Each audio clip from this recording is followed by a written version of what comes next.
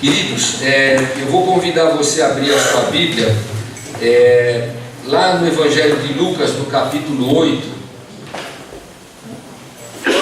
Nós vamos ler os versos 22 a 25. Eu tenho uma mensagem aqui que foi preparada tendo como base uma devocional muito legal que eu participei, dada por um colega lá do seminário, Yuri. Uma ênfase um pouco diferente, mas eu gostei da ideia. Avisei para ele que eu iria fazer aí uma parte de um plágio. Tem que dar o crédito, né, quando você se serve de fonte. E eu espero que Deus possa também falar conosco por essa mensagem. Eu vou ler então esses versos. Todos abriram? Diz assim a Escritura: aconteceu que num daqueles dias entrou ele num barco, ele Jesus, em companhia dos seus discípulos, e disse-lhes: passemos para a outra margem do lago. E partiram.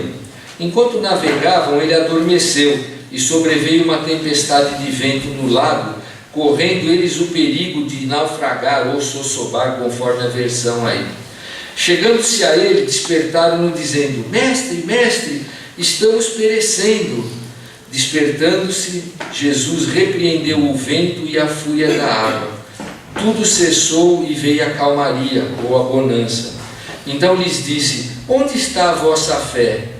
Eles, possuídos de temor e admiração, diziam uns aos outros: quem é este que até os ventos e as ondas repreende e lhe obedecem? Eu queria que a gente pudesse pensar, queridos, e vai ser a ênfase da mensagem, exatamente sobre esse pedacinho de frase que acontece aí no verso 25, onde a palavra de Deus diz que eles perguntaram: quem é este? Quem é este? E por que é importante a gente olhar? Porque não só os discípulos, ainda não era a parte final do ministério de Jesus, nem tampouco o início primeiro ali, era mais ou menos no meio do ministério de Jesus. E Jesus ainda estava pregando com ênfase no Evangelho do Reino, mostrando como deveria ser o reino que Jesus queria implantar aqui.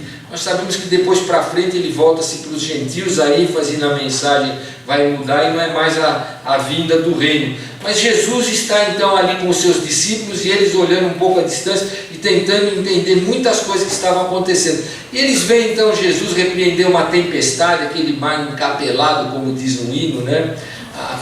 Aquela água bravia, e a ponto de levar quase o barco a pique. E eles fazem então esta pergunta: quem é este? E o que a gente vai compartilhar, queridos, isso não está escrito na Bíblia, é uma dedução minha. Parece que Lucas, que era um homem mais letrado, era um médico, e a gente percebe isso na forma como ele escreve, parece que ele vai fazer questão de mostrar um pouco para a gente a resposta para essa pergunta que é feita aqui, quando o texto vai correndo. Então ele inicia e pergunta, não é? Quem é este? E a gente vai ver uma sequência de acontecimentos onde Lucas parece estar fazendo eco à pergunta: quem é este? Ele vai apontar de alguma forma que a gente vai ver. E nós vamos ver 6 situações importantes que vão responder para a gente quem é este. A primeira delas, nós vamos ver, está aí nos próprios versos que nós vimos. Deixa eu ver se deu certo. Aí. Muito bem, os próprios versos que nós acabamos de ler, quem é este? E a resposta está lá: este é aquele que consegue acalmar tempestades. Este Jesus é aquele que tem poder para repreender águas bravias. Ele consegue interferir em fenômenos da natureza.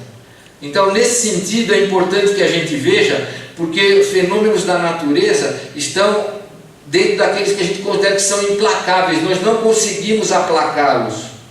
Se você vê que está vindo uma tempestade forte, que de repente põe até a tua casa em risco, não há o que você possa fazer. Nós não conseguimos lutar contra as forças da natureza. E os discípulos, quando veem aquilo, eles falam: quem é este? E eles mesmos respondem: este é aquele que repreende até águas bravias, uma ventania, alguém que tem um poder totalmente excepcional e consegue fazer estas coisas. Mas nós vamos um pouquinho para frente, aí em Lucas, nós vamos ler agora os versos 26 a 28. Logo em seguida acontece um outro incidente. Talvez todos conheçam, eu não vou ler toda a passagem, mas a gente comenta. Acontece o seguinte: então rumaram para a terra dos Gerazenos, fronteira da Galileia. Logo ao desembarcar, veio da cidade ao seu encontro um homem possesso de demônios, que havia muito não se vestia, nem habitava em casa alguma, porém vivia entre os sepulcros. E quando viu a Jesus, prostrou-se diante dele, exclamando e dizendo em alta voz: que tenho eu contigo, Jesus, Filho do Deus Altíssimo? Rogo que não me atormentes. Queridos, voltando para a pergunta: quem é esse? Quem é este? Este é aquele que tem poder sobre os demônios.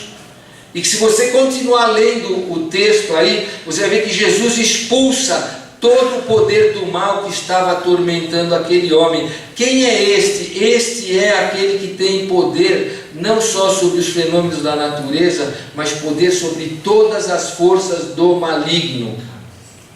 Então, queridos, nesse sentido, não há o que possa nos trazer temor com relação às coisas que acontecem no mundo espiritual. Eu estou um pouco de medo. Não, mas o inimigo não sei o quê. Queridos, quem é este? O Jesus que nós servimos é aquele que expulsa os demônios, que tem poder total sobre as hostes do maligno. E é tão interessante o poder de Jesus, que no capítulo 1, no começo do Evangelho de Lucas, quando há a anunciação de que Maria estaria grávida por obra do Espírito Santo, é dito pelo anjo que aquele que estava sendo gerado nela seria filho do Deus Altíssimo. E o demônio pergunta: que temos nós contigo, Filho do Deus Altíssimo? Posição de subordinação, reconhecendo a alta patente de Jesus frente a eles. Filho do Deus Altíssimo.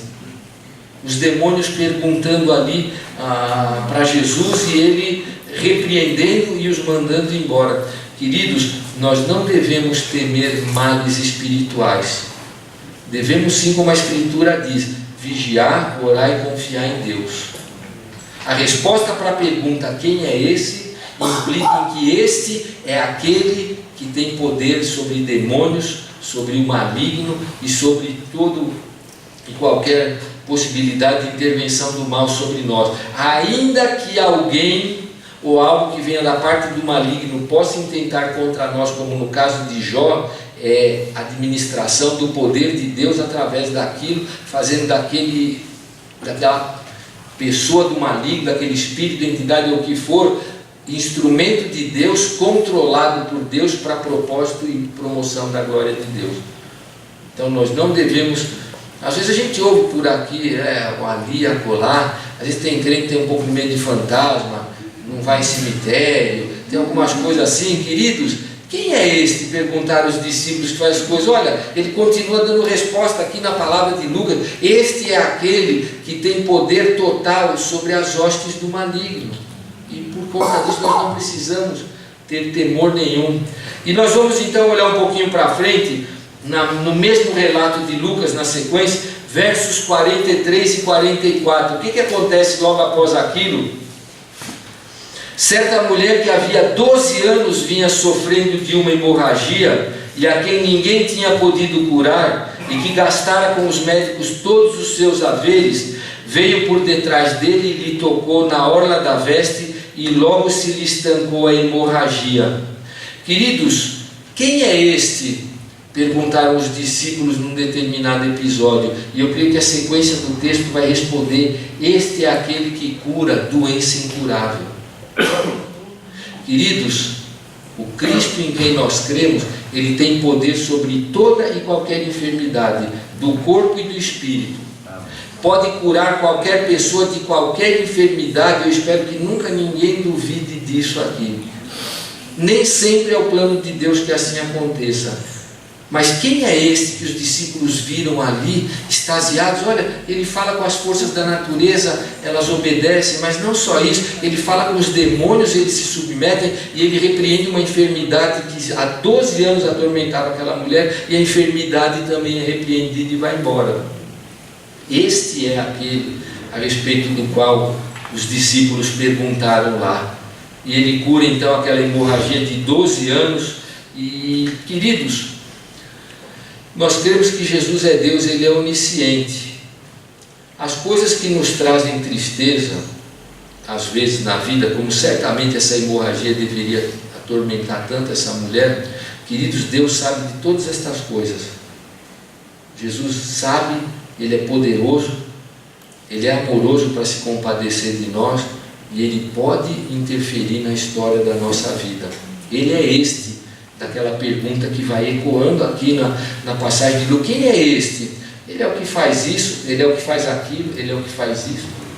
Este é aquele que faz eco a resposta então, não é? Muito bem, vamos para frente um pouquinho, queridos. Verso 49, na sequência, a mesma passagem, eu vou ler até o final ali. Falava ele ainda, quando veio uma pessoa da casa do chefe da sinagoga dizendo: tua filha está morta, não incomodes mais o mestre. Mas Jesus, ouvindo isto, lhe disse: não temas, crê somente e ela será salva. Tendo chegado à casa, ninguém permitiu que entrasse com ele, senão Pedro, João, Tiago e bem assim o pai e a mãe da menina. E todos choravam e a pranteavam. Mas ele disse: não choreis, ela não está morta, mas dorme. E riam-se dele, porque sabiam que ela já estava morta. Entretanto, ele, tomando-o pela mão, disse-lhe em voz alta: menina, levanta.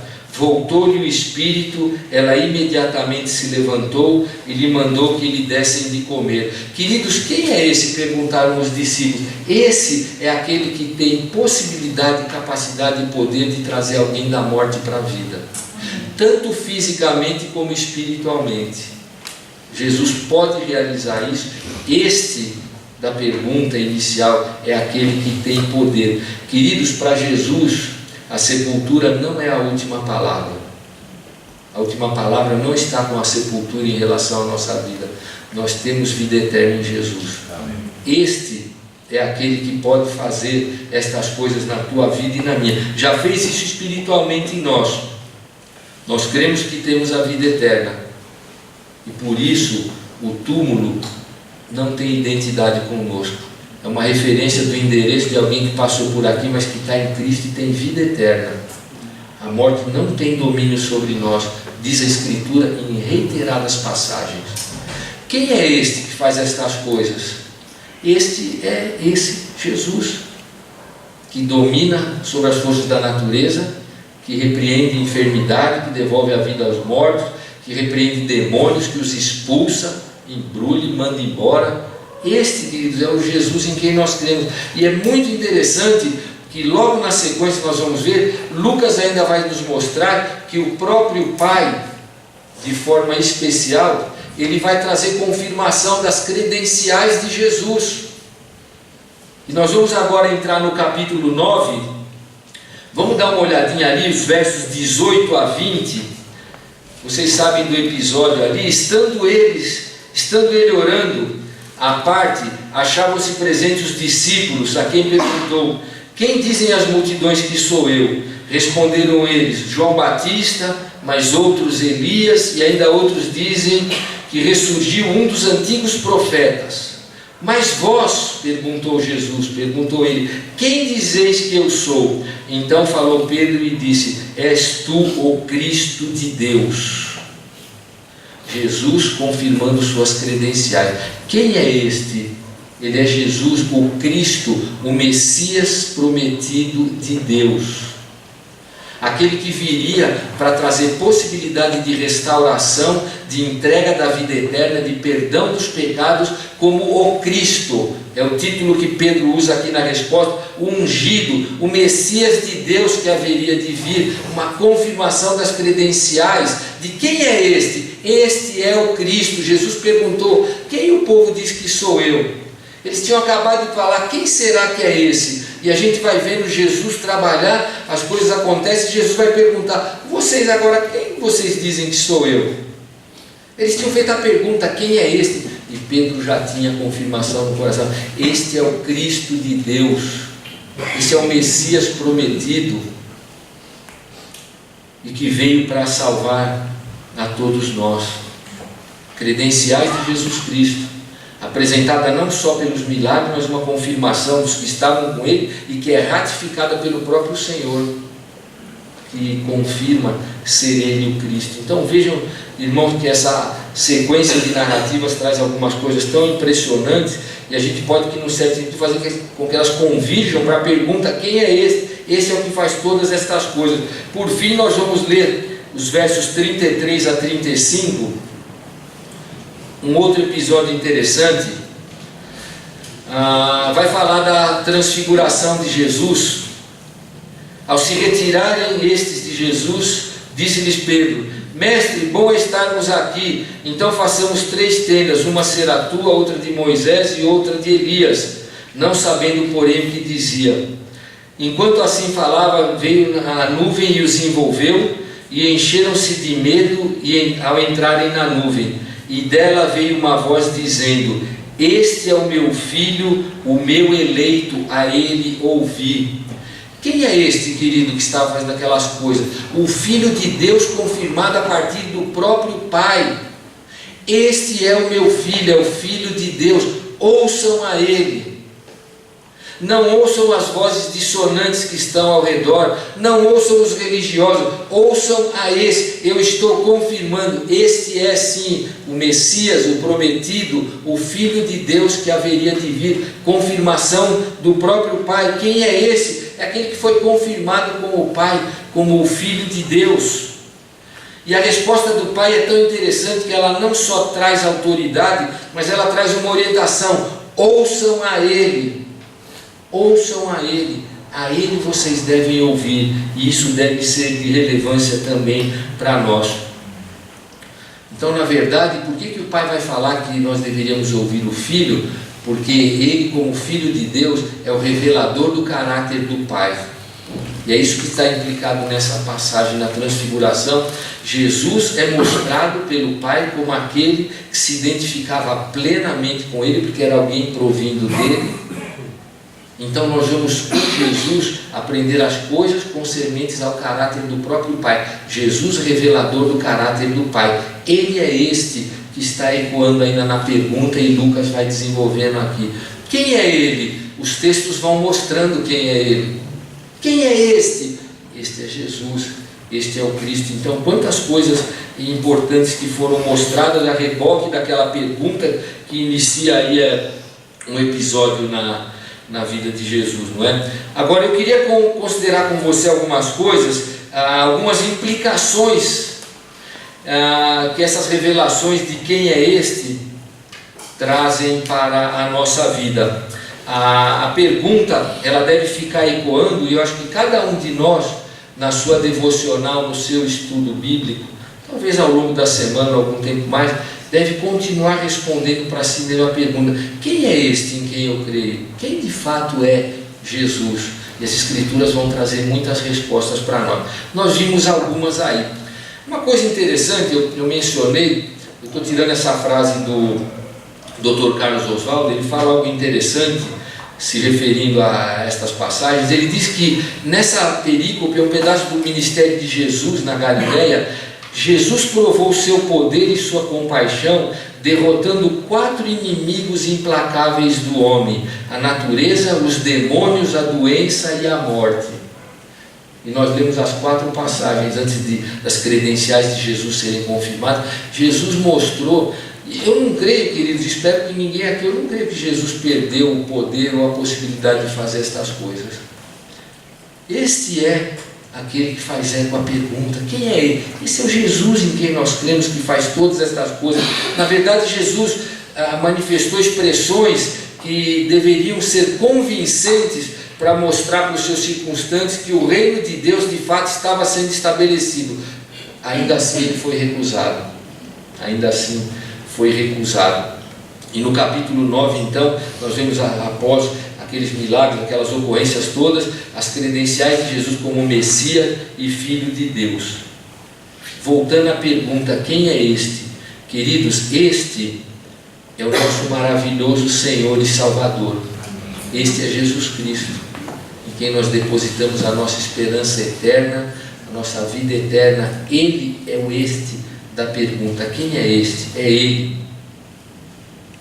Absolutamente nada mais nem menos. Ele é exatamente esse cujas credenciais foram confirmadas. Agora, nós sabemos que o Senhor pode todas estas coisas, mas Ele não age exatamente dessa forma sempre. Aliás, muito pouco o Senhor age dessa forma. A igreja foi deixado o legado de viver por fé nesse Cristo que pode todas estas coisas. Embora muitas delas tenham acontecido, nós temos testemunhos de nós mesmos para mencionar. Na maioria dos casos não é assim que o Senhor vai agir. E isso tem um porquê, porque nós devemos exercitar fé diariamente para enfrentarmos as situações do dia a dia. Colocar a nossa fé no Senhor, depositar nossa confiança nele e saber que Ele pode ou não trazer reversões para casos tão drásticos quanto todos esses que nós vimos naquelas 4 ocasiões.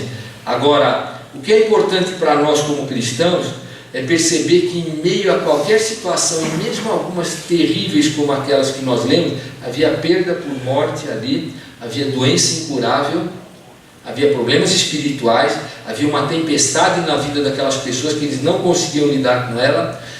Ainda que não haja uma intervenção visível de Deus, nós devemos saber que a promessa de Jesus foi de estar conosco todos os dias até a consumação do século, e Ele sempre estará conosco.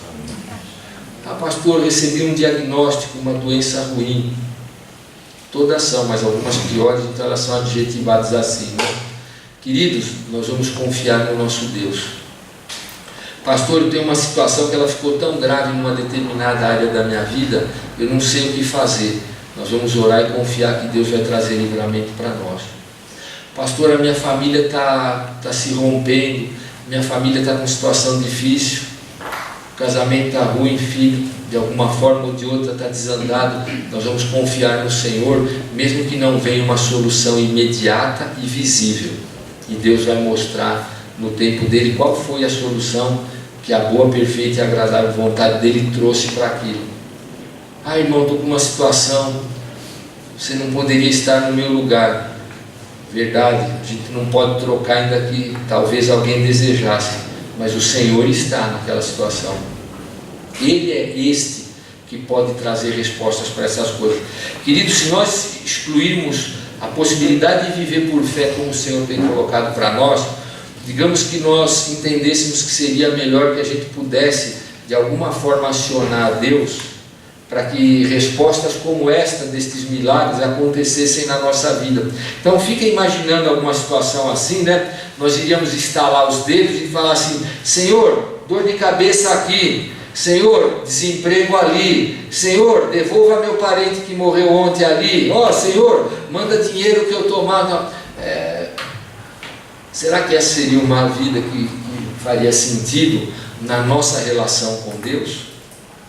Se ela assim fosse, vocês podem ter certeza, nós não amaríamos a Deus, nós não iríamos amar a Deus, não iríamos acionar a Deus com estalo de dedo para resolver todas as coisas, nós não amaríamos a Deus, o nosso caráter não seria aperfeiçoado, significa dizer que nós não iríamos amadurecer espiritualmente na nossa relação com Deus, não haveria lugar para a prática da fraternidade que o Senhor quer que nós tenhamos como irmãos. Como é que haveriam relações mútuas entre irmãos se não há necessidade, não há nada que eu possa estar com alguém para ter um ombro para chorar ou ceder o meu para que alguém chore? A gente vai ter, vai estalando o dedo, vai resolvendo. Que tipo de vida nós teríamos? Já pararam para pensar? Uma vida horrível, muito pior do que aquela que nós vivemos hoje, embora venham as dificuldades, mas a gente pode se apegar a Deus, a gente se junta com os irmãos e Deus vai treinando a gente aí, vai fazendo com que a nossa vida possa amadurecer. Nesse sentido, queridos, esse Cristo que é revelado pela palavra, ele deve ser significativo e importante nas nossas vidas, muito mais do que qualquer necessidade que a gente possa ter.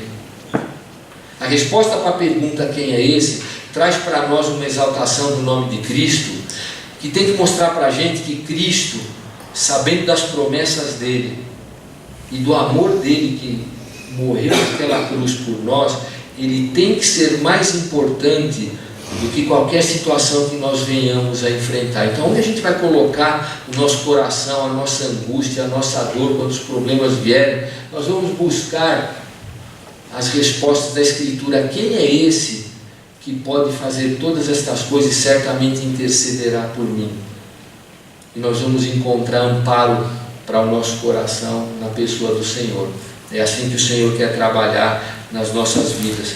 Não importa a necessidade, o livramento, nós vamos lembrar quem é este. Poxa, eu creio naquele cuja resposta para a pergunta quem é este, quem é ele, a Escritura me revelou que ele pode todas as coisas, que ele tem poder, que ele me ama, que ele pode intervir nessa situação, ele pode trabalhar na minha família, na minha vida, na minha saúde, em tudo mais que eu possa vir a precisar. E se o pensamento quiser esquecer um pouquinho, queridos, nós vamos lembrar que Jesus já provou na cruz que ele nos ama o suficiente para trabalhar na nossa vida. E a gente não vai desesperar, a gente não vai ficar com tristeza permanente, a gente não vai ficar tomado por sentimento que pode levar para angústia aprofundada, depressão, essas coisas. A gente vai contar com os irmãos, a gente vai buscar revelações de quem é este para a nossa vida, para a gente caminhar na nossa fé aí, não é? Ainda que ele não nos dê mais nada, queridos, de hoje para o fim da nossa vida, a gente ainda vai viver bastante, eu tenho fé. Se o Senhor nos der mais nada, se vier uma vida de muita dificuldade, de muita dureza, de muita angústia, ainda assim nós sabemos que Ele é o nosso Senhor, que Ele é soberano, que Ele manda em nossas vidas. Ele tem o controle sobre tudo. Claro que Ele vai cuidar de nós, e a gente não vai esquecer e vai manter sempre aquela perspectiva que o Senhor, que este, a respeito do qual a pergunta fez, é o nosso Senhor e o nosso Salvador. E nós vamos descansar sobre Ele quando vier a adversidade. Cristianismo, queridos, é exatamente Jesus vivido, é trazer para dentro da nossa vida o este da pergunta, quem é? Este é o Jesus que entra na nossa vida e transforma todas as coisas, que traz encorajamento, que traz motivação, que traz vitória sobre o pecado.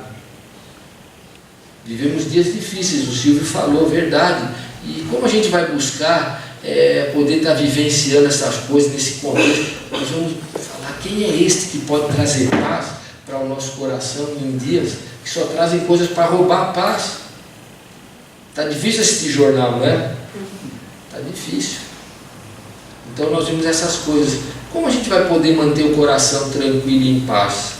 Nós vamos lembrar quem é este que morreu na cruz em nosso lugar, que mostrou que nos ama e pode estar conosco todos os dias e vai estar como foi promessa dele, não é? Então Cristo deve ter esse lugar de honra no nosso lugar. Talvez essa é a resposta que nós devemos produzir para a questão quem é este? Este é o que mora no meu coração, é o que cuida da minha vida, é o que dirige os meus passos, é o que fala ao meu coração. Essa é a resposta que nós deveríamos produzir a partir da nossa relação com Jesus, não é?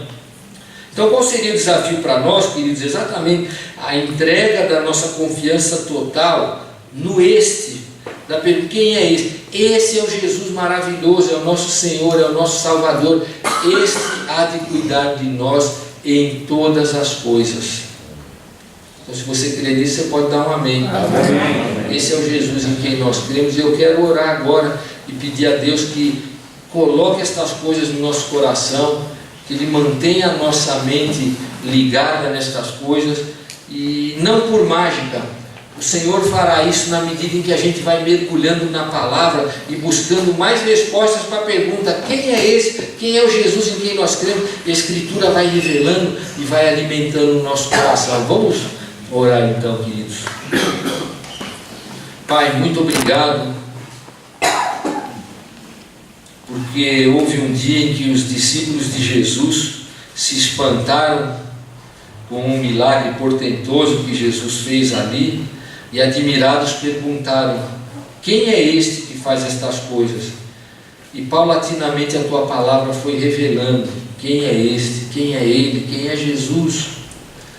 E estas coisas, Senhor, são tão importantes para a nossa vida. Elas trazem força para a nossa pequenez diante das circunstâncias, traz ânimo para o nosso desânimo, traz, ó Deus, desafio para a restauração de relacionamentos, de situações.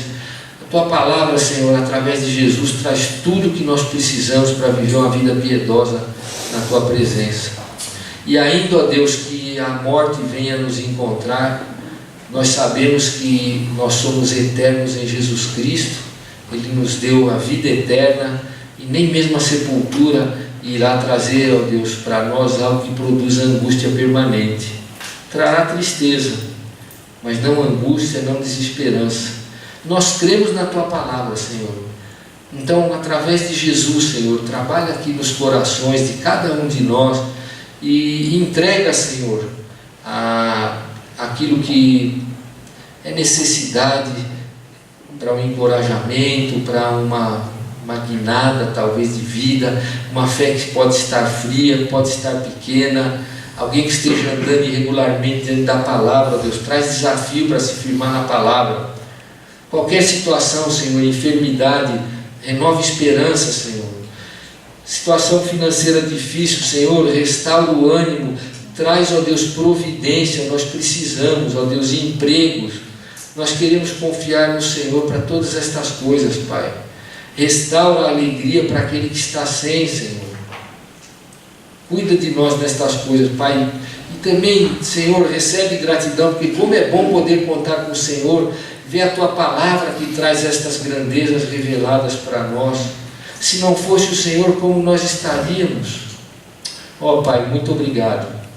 Queremos Te louvar, Te agradecer pela Tua palavra, que ela possa estar sendo, ó Deus, fixada na mente e no coração de cada um de nós. Nós queremos orar por todas estas coisas, em nome de Jesus. Amém. Amém. Que Deus nos abençoe.